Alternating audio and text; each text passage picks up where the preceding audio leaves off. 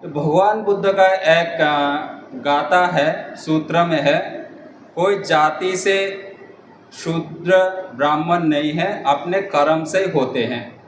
तो इंसान होके हम ये दुनिया में आया है, तो अब किस कारण से दुनिया में आया है और क्या कर्म करके आप ये दुनिया छोड़ के चले जाएंगे, वही महत्व रखते हैं। तो जाति प्रथा खत्म करने के लिए डॉक्टर बाबा साहब अम्बेडकर जी ने जो संविधान लिखा है, तो हमारे पास जो मोहतरमा खड़ा है, अगर बाबा साहब ने वो संविधान ना लिखता तो मोहतरमा को हमारे साथ में ऐसे खड़ा होने के लिए भी मौका नहीं मिलता। तो ये जो देन है वो बाबा साहब की वजह से है।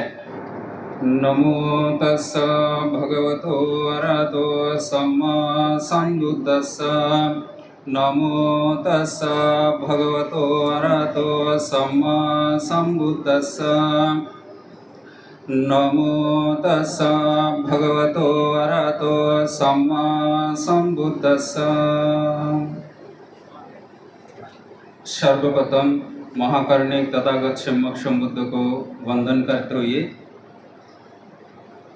भारत रत्न डॉक्टर बाबा साहब अम्बेडकर जी को कृतज्ञता अर्पण करते हुए मंच पर विराजमान उड़ीसा का चीफ जस्टिस और सर्वदलीय जो धम्मगुरु है उनको भी कृतज्ञता अर्पण करते हुए, जैसा भंते जी ने बताया कि यहाँ पे एक बागीचा बना हुआ है, तो बागीचा कोई किसी को बटरफ्लाई पसंद है, तो हम बटरफ्लाई पकड़ने के लिए गार्डन में जाते हैं, है ना।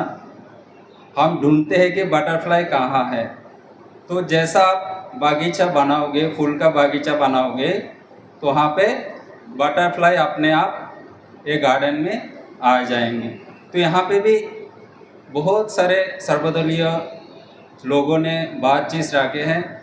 पहला जो महाराज जी ने एक बातें कहे कि जो पहला वक्ता प्रोग्राम शुरू होने से पहले, कि हम जो इंसान है, तो भगवान बुद्ध का एक गाथा है, सूत्र में है, कोई जाति से शूद्र ब्राह्मण नहीं है, अपने कर्म से होते हैं। तो इंसान होके हम ये दुनिया में आया है, तो अब किस कारण से दुनिया में आया है और क्या कर्म करके आप ये दुनिया छोड़ के चले जाएंगे, वही महत्व रखते हैं।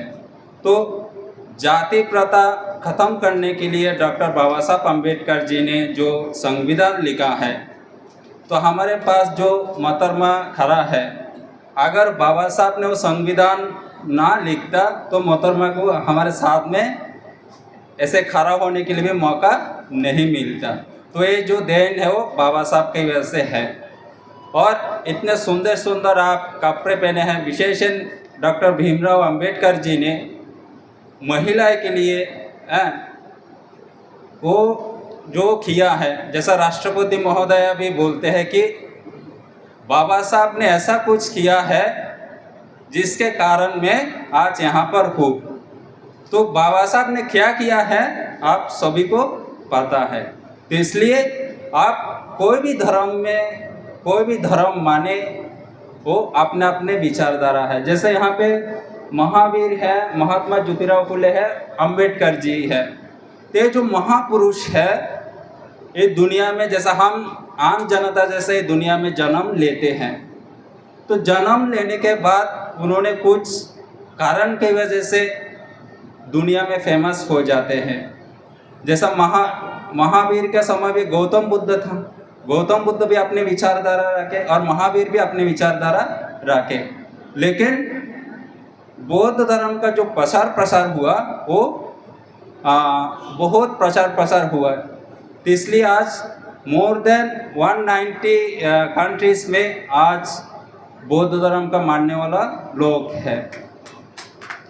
तो ये जो धम्मशील भंते जी ने एक गाथा बोले कि सब्बा पापा सकर्णं कुशलसु उपसंपदा। तो भगवान बुद्ध का वहाँ पे एक कहानी है। एक भिक्षु ने, जैसा भगवान बुद्ध का जो धर्म है 84,000 मोर देन 84,000 धर्म स्कंद है। तो एक भिक्षु ने, जैसे हम जैसा एक भिक्षु ने पूछा था कि ये भगवान बुद्ध का जो धर्म है बहुत बड़ा लंबा चौड़ा है, हम इतना पढ़ नहीं पाएंगे। तो उन्होंने कहा कि मुझे और शॉर्ट में होना चाहिए। तो उसमें 37 प्रकार बोधिपाक्षियों के बारे में भी बताया गया है। इसके बाद आर्य अष्टांगिक मार्ग के बारे में भी बताया गया है। इसके बाद चतुरार्य सत्य के बारे में भी बताया गया है। फिर इसके बाद जो भंत जी ने कहा था सब्बा पापस्य करना, उसके बारे में भी बताया गया है। फिर बताया गया जो 5 शील है, प्राणी हत्या नहीं करेंगे, चोरी नहीं करेंगे, बेविचार नहीं करेंगे, झूठ नहीं बोलेंगे, शराब नहीं पिएंगे। तो ये 5 भी नियम बताया गया। लेकिन वो जो इंसान था उसको पसंद नहीं आया, बोले मुझे और शॉर्ट चाहिए। तो लास्ट में एक भिक्षु ने कहा था कि अपमत्त रहना, यानी होश में रहना। अगर आप बेहोश हो जाओगे, आप कितना भी अच्छे बातें करोगे आपको ध्यान में नहीं आएंगे। तो इसलिए जो भी आप कर्म करते हैं हमेशा होश में रहकर करना जरूरी है। तो मैं ज़्यादा ना बोलते हुए सभी को धन्यवाद देता हूँ कि आप सभी लोग यहाँ पर उपस्थित होकर ये धर्म का शोभा बढ़ाया है। धन्यवाद सभी।